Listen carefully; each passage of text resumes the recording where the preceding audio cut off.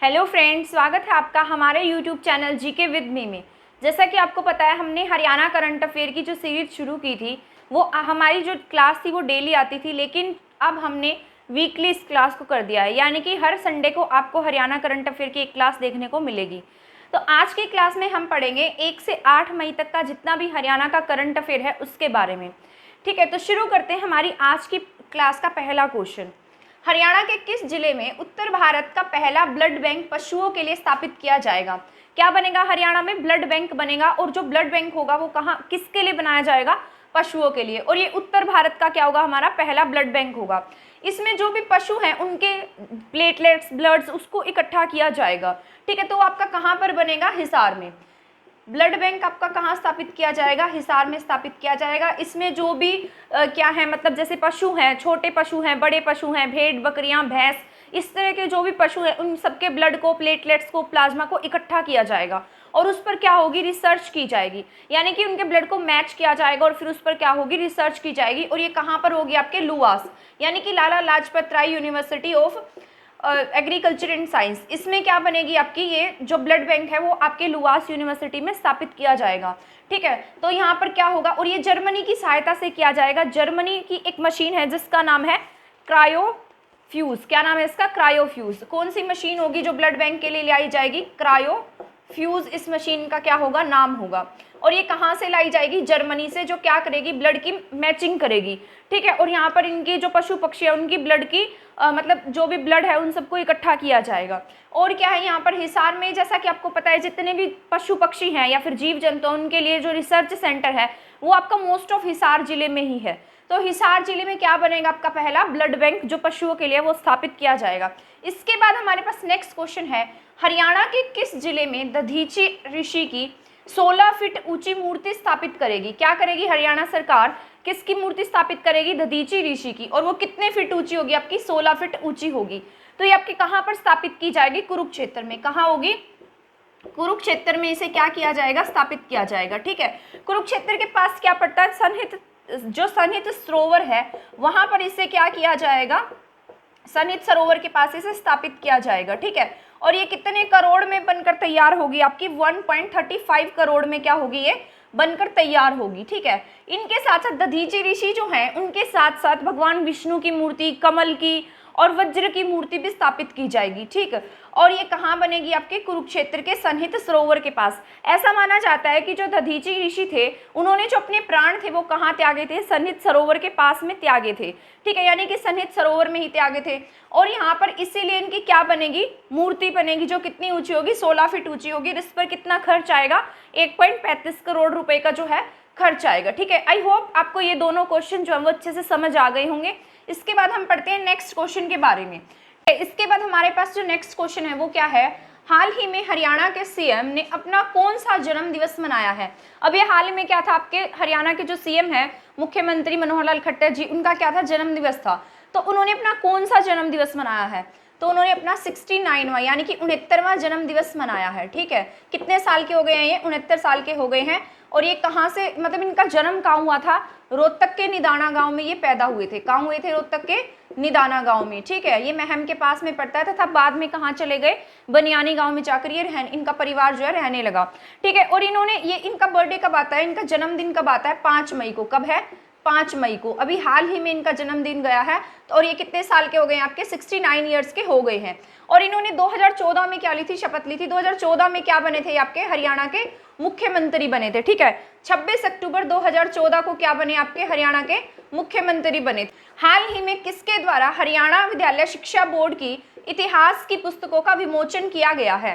क्या किया गया? इतिहास की पुस्तकों का विमोचन किया, और वो किसके द्वारा किया गया है? अगर यहाँ पर पुस्तक की बात हो रही है तो इसका विमोचन भी किसने किया होगा? आपके शिक्षा मंत्री। शिक्षा मंत्री कौन है? आपके कंवरपाल गुर्जर। किसने किया है?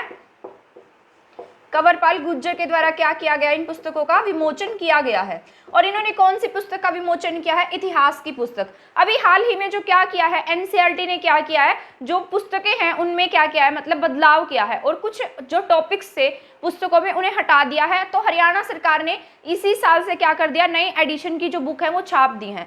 और इन पुस्तकों में क्या किया है, मतलब जो मध्यकाल था उसको पुस्तकों में ज़्यादा महत्व नहीं दिया गया, आधुनिक और जो प्राचीन काल है उसे ही इन पुस्तकों में महत्व दिया गया है। ठीक है, इसमें क्या पढ़ाया जाएगा, जो सिंधु घाटी की सभ्यता है और सरस्वती नदी की जो सभ्यता है, यानी कि सरस्वती नदी का क्या महत्व था पहले, उन सब के बारे में इनमें बताया गया। इन पुस्तकों में अधिक अच्छे विस्तार से इन पुस्तकों में इनके बारे में बताया गया है और जो आधुनिक इतिहास है उसके बारे में बताया गया है। ठीक है, 1947 के बाद में क्या था, जो फोटोज वगैरह थी बुक के अंदर उनको क्या किया गया, एडिट जो था वो नहीं किया गया था, यानी कि उनको नए रूप से प्रस्तुत नहीं किया गया था। अब क्या किया गया, इन्होंने पुस्तकों में जो पिक्चर्स थी, फोटोज थी, उनको चेंज कर दिया और नए तरीके से प्रस्तुत किया है। और ये क्या किया, इन्होंने सिंधु घाटी सभ्यता और सरस्वती नदी की जो सभ्यता है उसको अधिक महत्व दिया है। और ये किसके द्वारा इसका विमोचन किया गया, आपके हरियाणा के शिक्षा मंत्री कंवरपाल गुर्जर के द्वारा इसका विमोचन जो है वो किया गया है। ठीक है, आई होप आपको ये क्वेश्चन समझ में आ गए होंगे। इसके बाद हम नेक्स्ट क्वेश्चन पढ़ते हैं। नेक्स्ट क्वेश्चन क्या है, हरियाणा के किस शहर को देश की पहली स्लम फ्री सिटी बनाया जाएगा। जो स्लम होता है, स्लम क्या होता है, जो झुग्गी झोपड़ी है उसमें जो लोग रहते हैं वो उसे क्या कहा जाता है, स्लम जो भी एरिया बन जाता है यानी कि झुग्गी झोपड़ियों वाला, उसे स्लम सिटी के रूप में जाना जाने लगता है, यानी कि स्लम एरिया के रूप में उसे जानते हैं। ठीक है, तो हरियाणा सरकार क्या करेगी, उस स्लम एरिया को बिल्कुल खत्म करा देगी और उसकी जगह मतलब अलग अलग ब्लॉक्स या फिर सिटी के रूप में विकसित करेगी, ताकि वहां पर क्या हो, झुग्गी झोपड़ियां ना हो और जो चंडीगढ़ और जो शहर है उसकी क्या हो, मतलब सुंदर दिखाई दे। तो आपके कहाँ किया जाएगा, चंडीगढ़ में। चंडीगढ़ को क्या बनाया जाएगा, स्लम फ्री सिटी बनाया जाएगा। चंडीगढ़ जो है वो किसके द्वारा डिजाइन किया गया था, ली कार्बूजियर के द्वारा स्थापित किया, मतलब डिजाइन किया गया था। और जो चंडीगढ़ है उसको द ब्यूटीफुल सिटी बनाने का जो उद्देश्य था वो पंडित नेहरू का था। ठीक है, तो यहाँ चंडीगढ़ में क्या बनाया जाएगा, आपका स्लम फ्री सिटी बनाई जाएगी। और अभी हरियाणा सरकार ने क्या किया है, इसकी एक कॉलोनी है, जो कॉलोनी नंबर 4 है चंडीगढ़ की, उसकी जो 2000 एकड़ जमीन है उसे 2000 करोड़ की जमीन है, कितने करोड़ के, 2000 करोड़ की जमीन जो हरियाणा सरकार है उसने खाली करा लिया। टोटल 65 एकड़ की है, कितने एकड़ की है, टोटल 65 एकड़ की। ठीक है, कॉलोनी नंबर 4 को हरियाणा सरकार ने खाली करा लिया है। जो भी वहां पर क्या है, स्लम एरिया है उसे खत्म कर दिया जाएगा और उसे बहुत अच्छे और सुंदर तरीके से बसाया जाएगा। तो हरियाणा की कौन सी ऐसी सिटी होगी, क्या बन जाएगी, जो हरियाणा की नहीं बल्कि देश की हो जाएगी, जहां पर कोई भी स्लम एरिया नहीं होगा, तो वो होगी आपकी चंडीगढ़। ठीक है, इसके बाद हमारे पास नेक्स्ट क्वेश्चन है, हरियाणा सरकार ने खेलो इंडिया यूथ गेम्स 2021 को सफल बनाने के लिए हर जिले में कौन सा कार्यक्रम कराने का फैसला लिया है। जैसा कि आपको पता है हरियाणा में क्या चल रहे हैं, यूथ गेम्स चल रहे हैं और इसका आयोजन यानी कि कहाँ पर हो रहा है, आपके पंचकुला में हो रहा है। यूथ गेम्स के बारे में मैंने आपको पहले भी बहुत बार ये क्वेश्चन कराया है, क्योंकि आई थिंक ये एग्जाम के पॉइंट ऑफ व्यू से बहुत जरूरी क्वेश्चन है। तो यूथ गेम्स का जो आयोजन है वो कब हुआ है, 7 मई, यानी कि कल के दिन इसका आयोजन आपके हरियाणा के सीएम और जो भी केंद्रीय खेल मंत्री हैं अनुराग ठाकुर, उनके द्वारा किया गया है। तो यहाँ पर क्या है, कौन सा कार्यक्रम इसके द्वारा चलाया जा रहा है, जो हर जिले में आयोजित होगा, उसका नाम होगा राहगिरी। आपको पता है राहगिरी कार्यक्रम जो पहले भी चला था, राहगिरी रिले। तो कौन सा कार्यक्रम है आपका, राहगिरी रिले। इस कार्यक्रम की जो शुरुआत है वो आपके हर जिले में की जाएगी, ताकि लोगों को खेलों के प्रति क्या किया जा सके, जागरूक किया जा सके। और इसमें क्या होगा, आपके जो राष्ट्रीय स्तर के खिलाड़ी हैं, अंतर्राष्ट्रीय स्तर के खिलाड़ी है, वो भी इसमें भाग लेंगे, किसमें, राहगिरी रिले में। ठीक है, और उनके साथ साथ जो स्थानीय खिलाड़ी होते हैं, यानी कि जो जिला स्तर पर खेलते हैं या फिर जो गांव स्तर पर, ब्लॉक स्तर पर खेलते हैं, उनको भी इसमें शामिल किया गया है, ताकि लोगों को क्या किया जा सके, जागरूक किया जा सके और लोगों को प्रोत्साहन दिया जा सके, किसके बारे में, खेलों के बारे में। तो आपके जो यूथ गेम्स है उसको प्रोत्साहन देने के लिए, यानी उसको सफल बनाने के लिए राहगिरी रिले कार्यक्रम की शुरुआत जो है हरियाणा सरकार के द्वारा की गई है। ठीक है, इसके बाद हम नेक्स्ट क्वेश्चन पढ़ते हैं। ठीक है, इसके बाद जो नेक्स्ट क्वेश्चन है वो क्या है आपका, इंटरनेशनल, ISA का मतलब है इंटरनेशनल सोलर अलायंस। क्या है इसका मतलब, इंटरनेशनल सोलर अलायंस।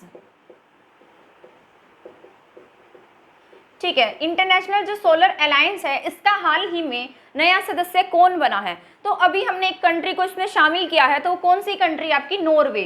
कौन सी है, नॉर्वे। ठीक है, नॉर्वे को इसमें ऐड किया गया है। और जो नॉर्वे है ये किस पर काम करेगा, ISA में शामिल होकर जो रिन्यूएबल एनर्जी होती है, नवीनीकरण ऊर्जा होती है, उस पर जो नॉर्वे है वो काम करेगा। ठीक है, ISA का हेडक्वार्टर कहाँ है, ये आपके हरियाणा में है, हरियाणा के गुरुग्राम में। कहाँ है, हरियाणा के गुरुग्राम में है।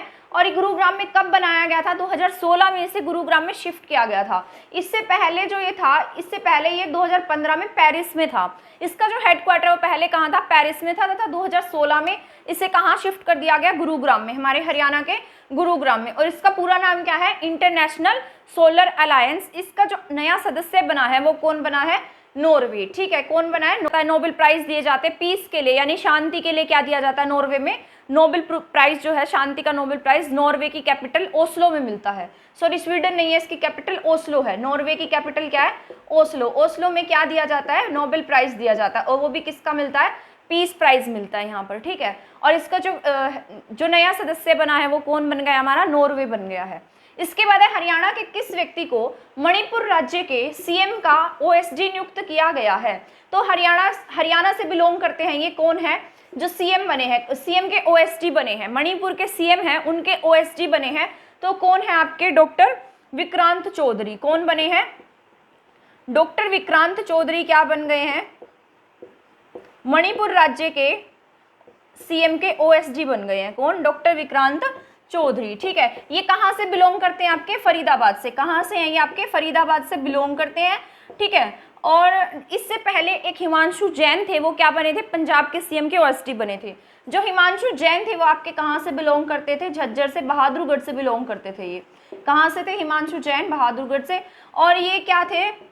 ये कहाँ के बने थे? पंजाब के जो सीएम है उनके ओएसडी बने थे। ये भी हमारे हरियाणा से हिमांशु जैन।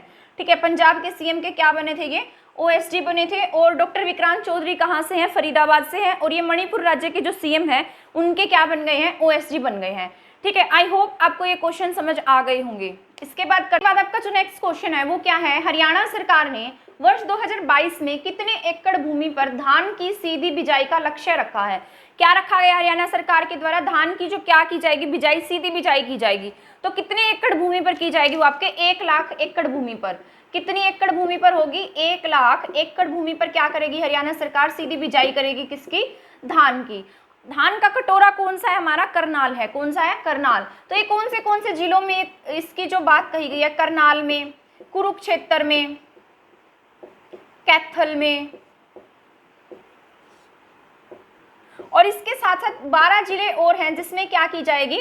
जो धान की बिजाई है वो सीधी की जाएगी। तो ये जिले हैं करनाल, कुरुक्षेत्र और कैथल के साथ 12 जिले और हैं जिसमें क्या करेगी हरियाणा सरकार? धान की बिजाई, धान की सीधी बिजाई करेगी। और कितने एकड़ भूमि पर होगी? वो आपके 1 लाख एकड़ भूमि पर होगी। धान का कटोरा कौन सा है? आपका करनाल है। ठीक है, इसके बाद नेक्स्ट क्वेश्चन है, हरियाणा के किस खिलाड़ी ने एशियाई खेलों में रजत पदक जीता है? क्या जीता है हरियाणा के खिलाड़ी ने? एशियाई गेम्स जो हुए हैं उसमें क्या जीता? इनके द्वारा रजत पदक जीता गया है।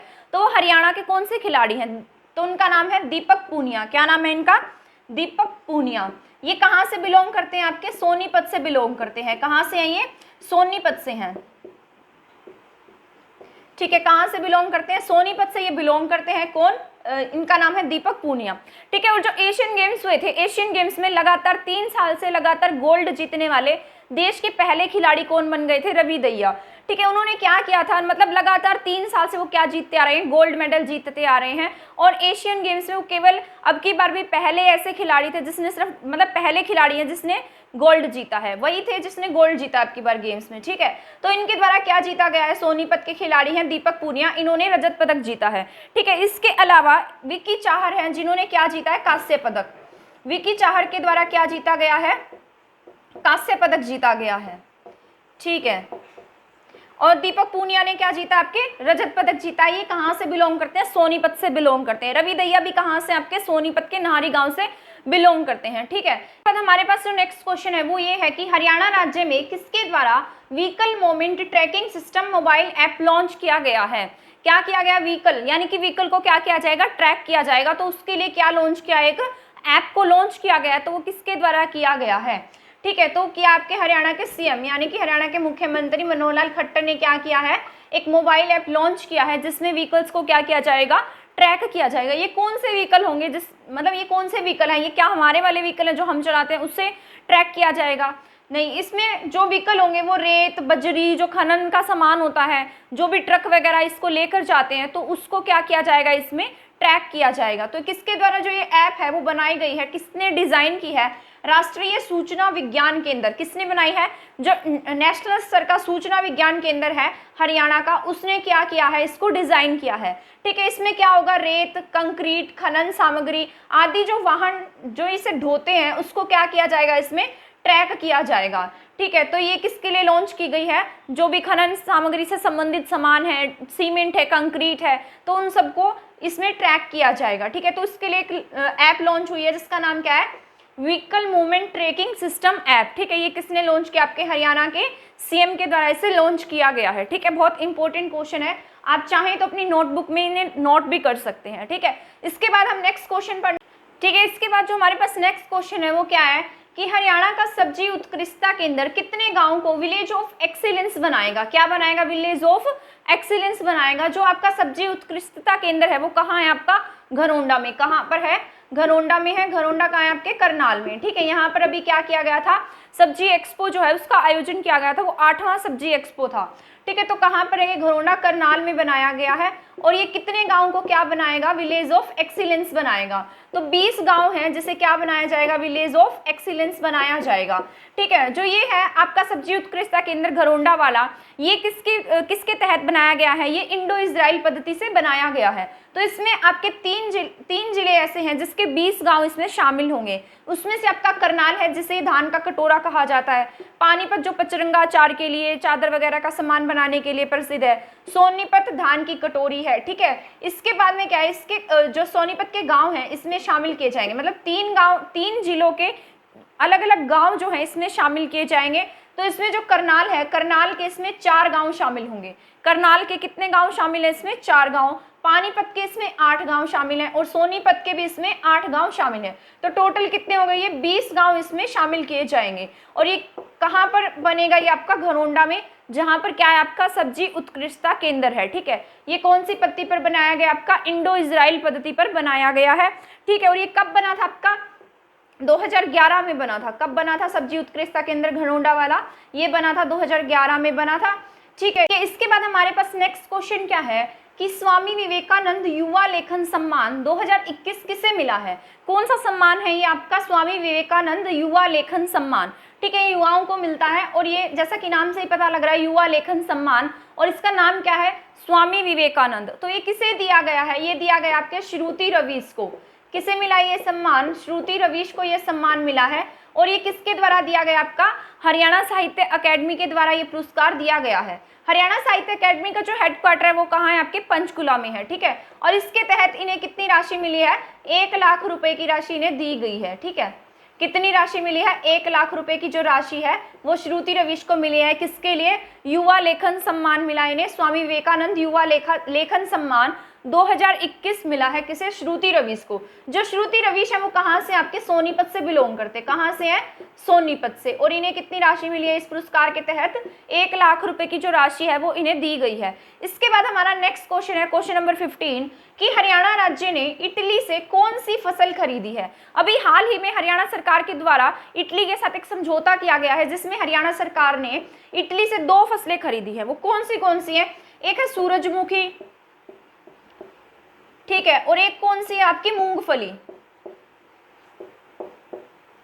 जो सूरजमुखी और मूंगफली है इससे हरियाणा सरकार क्या करेगी? तेल का उत्पादन करेगी, यानी कि तेल को प्रोडक्शन करेगी, यहाँ से इससे तेल बनाएगी। और जो तेल है उसकी मांग हमारे इंडिया में बहुत ज़्यादा बढ़ी हुई है, इसलिए क्या किया है जो हरियाणा सरकार है उसने इटली से सूरजमुखी और मूंगफली की जो फसलें हैं वो खरीदी हैं हाल ही में। ठीक है, इसके बाद आपका क्वेश्चन नंबर 16 वो ये है कि हरियाणा की किस यूनिवर्सिटी की बैठक में पहली बार कागज का प्रयोग नहीं हुआ है?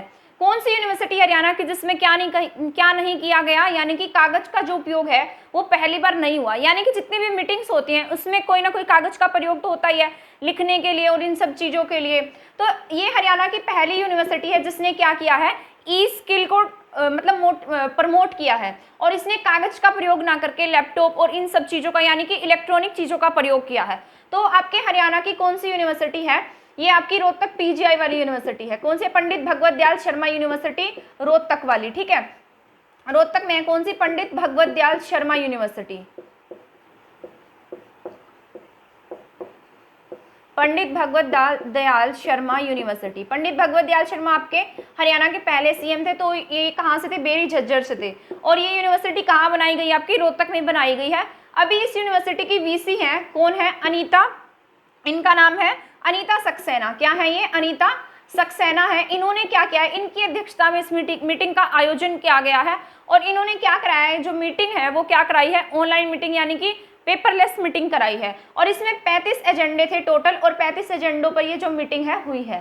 ठीक है, तो ये आपका इंपॉर्टेंट क्वेश्चन है, इसे नोट कर लीजिएगा कि कौन सी हरियाणा की ऐसी यूनिवर्सिटी है जिसमें पहली बार कागज का प्रयोग नहीं हुआ है। तो आपकी कौन सी यूनिवर्सिटी है? पंडित भगवत दयाल शर्मा यूनिवर्सिटी है। कब बनी थी? आपकी 2010 में बनी थी।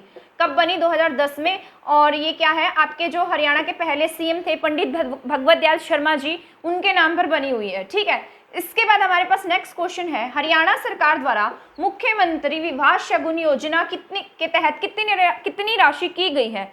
तो हरियाणा सरकार ने क्या किया है? आपको पता है हरियाणा सरकार क्या देती है? बेटियों के विवाह पर शगुन देती है, शगुन के तौर पर कुछ पैसे दिए जाते हैं। तो हरियाणा सरकार ने क्या किया है? मुख्यमंत्री विवाह शगुन योजना के तहत जो राशि है वो कितनी कर दी? आपकी 71,000। कितनी राशि की गई है?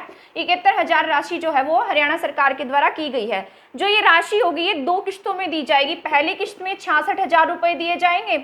जब शादी होगी तो 66,000 रुपए की रकम इन्हें मिल जाएगी। और जब वो शादी 6 महीने के बाद रजिस्टर हो जाएगी तो इन्हें 6 महीने के बाद बाकी जो 5,000 रुपए हैं वो दिए जाएंगे। ठीक है, तो टोटल रुपीस कितने हो गए? आपके 71,000 रुपए जो है वो विवाह शगुन के तहत दिए जाएंगे। और ये जो दिए जाएंगे अनुसूचित जाति की बेटियों को दिए जाएंगे। किससे मिलेंगे? अनुसूचित जाति की बेटियां जो है, जो गरीबी रेखा से जो नीचे परिवार आते हैं, उन्हें दिए जाएंगे।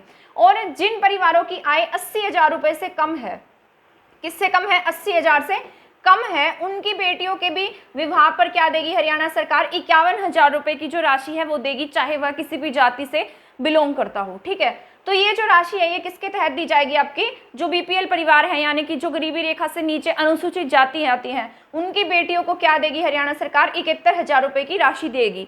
और जो जिनकी आय 80,000 रुपए से क्या है? कम है, या 80,000 है, तो उन्हें क्या देगी हरियाणा सरकार?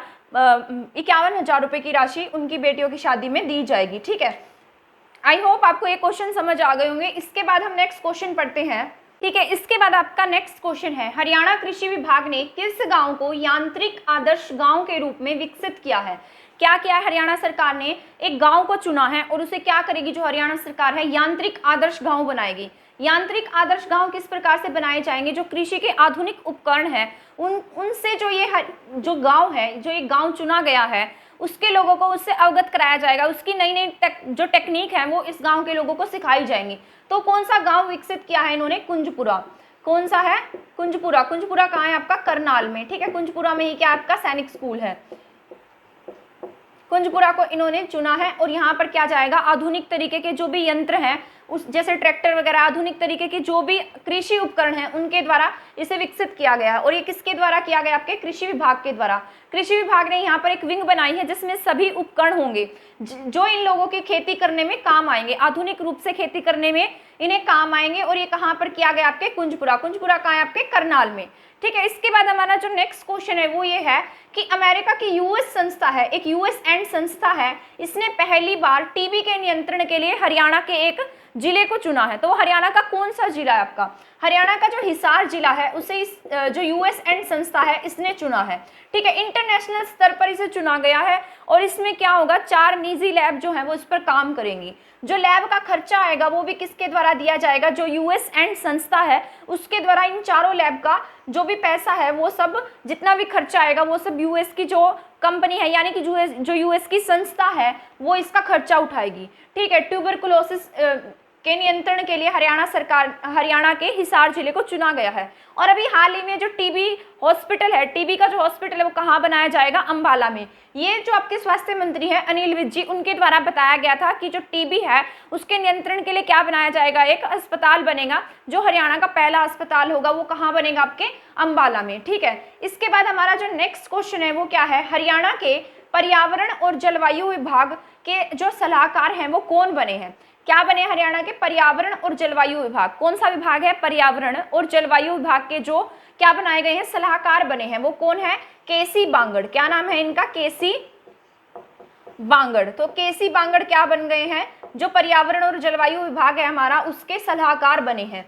ठीक है, क्या नाम है इनका, केसी बांगड़। और टीबी के नियंत्रण के लिए जो कौन से जिले को यूएस संस्था ने चुना, हमारे हिसार जिले को चुना है। यांत्रिक आदर्श गांव किसे विकसित किया गया है, कुंजपुरा करनाल को। ठीक है, आपके जो ये क्वेश्चन है, एक वीक के जो क्वेश्चन है वो इसमें कंप्लीट हो गए हैं।